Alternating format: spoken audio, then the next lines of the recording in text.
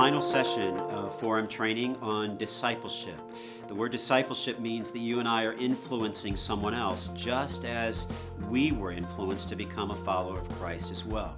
So part of this works in the Forum training idea that you would not only master key habits, that you would mature in your faith, that you would minister inside and out, but that you would learn to mentor the next generation, that what you've learned, you would begin to practice with others.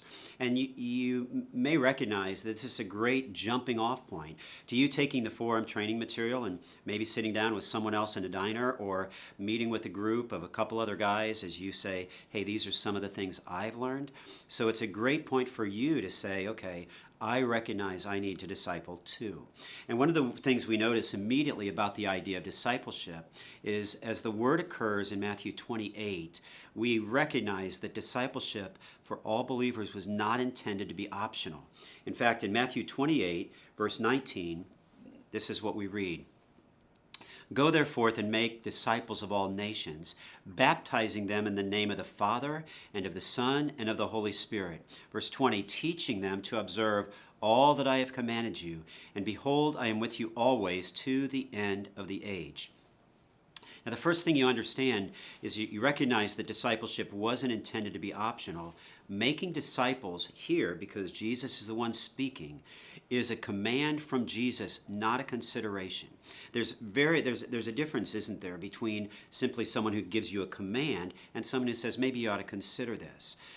In fact, hidden in the Greek language here, the imperative, the command in this text is the idea of make disciples. Now, it sounds like when you first read it that the command is to go out and do these things. But make disciples is key. In fact, the ESV Study Bible says the imperative, make disciples, that is, call individuals to commit to Jesus as Master and Lord, explains the central focus of this Great Commission, while the Greek participles translated go, baptizing, and teaching describe aspects of the process. It might be best to translate this, make disciples as you are going, as you are baptizing, and as you are teaching.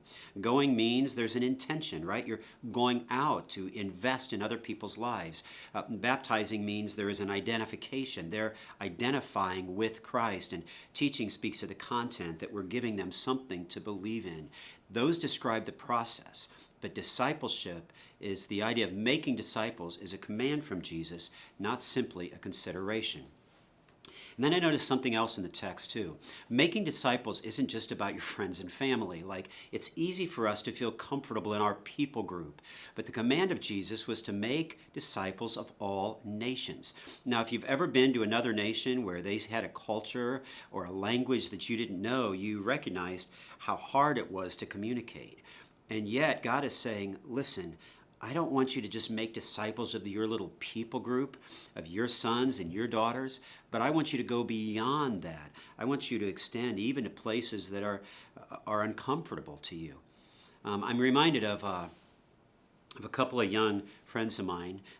They're probably 25, 30 years younger than me, but one gave up all that he knew of the South Jersey countryside that he lived in with its orchards and its farm fields, and he moved into the inner city of Philadelphia to simply reach another kind of culture and people group that didn't exist where he came from. In fact, he spoke with me one time of sharing that when he first went to church, there was shell casings from a drive-by shooting on the street right in front of the church. Someone had thrown a brick through the window. So he was in an entirely different environment than what was safe and comfortable to him where he grew up. And I spoke recently with another friend of mine who, a younger man as well, who chose to go to a completely different nation, have to learn a completely new language. And he not only had to do that, but he had to grasp the culture, how the people interacted, because he saw his role as making disciples, not just of the friends and family, but of all nations. Now, you don't have to travel to Japan to do this, and you don't have to sell your home and move into the inner city. But what you do need to do is you need to understand that there are those around you that are not in your neighborhood, perhaps, or your school, that are different from you. Their culture is different. Maybe even their language is different. And we would do well to learn that this is a command from Jesus that we do not just with those we know, but even with those that we have to learn their culture or their language. Make disciples of all nations. Now, the next idea is this, that you want to understand that before you can disciple others, you must first be a disciple. And there probably needs some clarification on what that means, because you and I hear the word disciple, and we think of the 12 disciples of Jesus, for instance. But Jesus engaged in a discipleship relationship with the apostles, but he also used that to model for us how we should be engaging in other relationships as well. So let's just talk about what it means to be a disciple of Jesus. Being a disciple of Jesus will be costly. In Matthew chapter 16, verse 24, then Jesus told his disciples, if anyone would come after me, let him deny himself, take up his cross, and follow me. For whoever would save his life will lose it, but whoever loses his life for my sake will find it. Notice again that this is Jesus speaking as he has his face set to Jerusalem. And these are his words. This idea of the cross is going to show back up when the disciples look up and see Christ on the cross. John, the disciple, will be at the foot of the cross, and he must have heard these words in the back of his head again.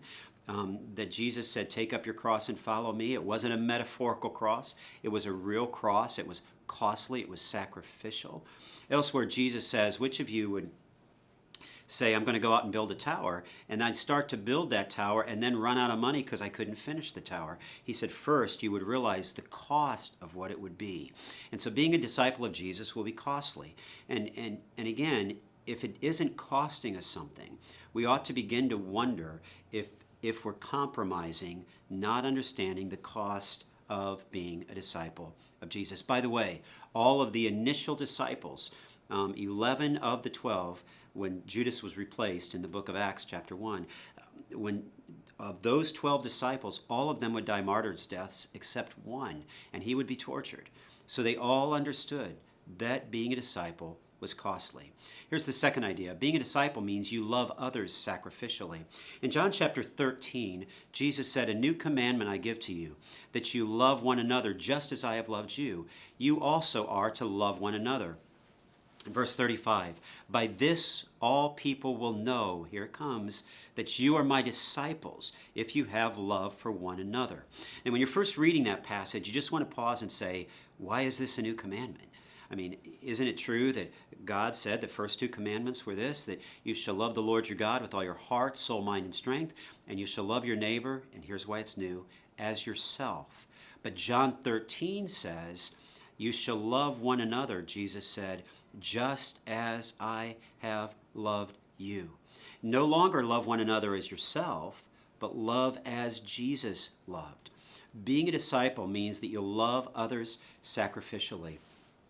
In fact, John, who's writing here in John 13, says essentially the same thing over in the first letter that John wrote, 1 John chapter 3, verse 16, when he says, by this we know love, that he, that is Jesus, laid down his life for us, and we ought to lay down our lives for the brothers. And then he goes on to say, and which of you, if you have the world's goods, and sees your brother in need, and does not help him, how does the love of God even abide in you?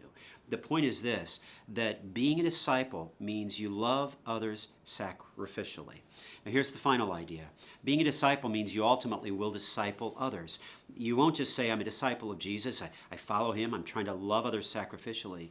But at some stage, there comes a point where you and I engage in sharing what we have learned with others.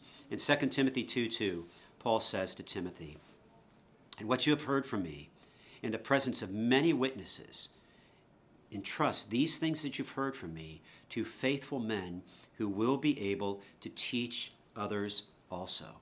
A great reminder that being a disciple of Jesus will be costly. Being a disciple means you love others sacrificially, and being a disciple means you ultimately will disciple others. About 40 years ago, there was a college-age man who took an interest in me as a high schooler, an interest in my faith, and was concerned about my spiritual life. And I just remember conversations where he asked me questions like, I'm only 16, 17 years old at the time. And he says to me, Phil, how is your quiet time? What are you getting out of the Word? Do you feel like you're walking close to the Lord?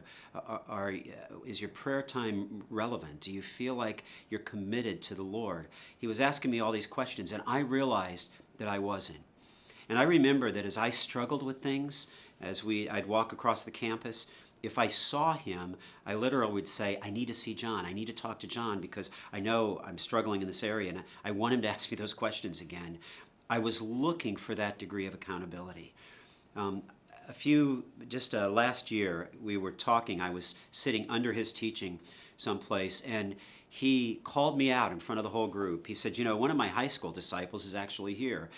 So this goes back now like 40 years. And he says, one of my high school disciples is here. And I'm just wondering, Phil, will you stand? And so I stood, and he pointed out that in high school, when he would disciple these others, that I was one of those he'd influenced. What struck me is he went on to say that most of the kids he tried to disciple, when they saw him coming across campus, would run away from him.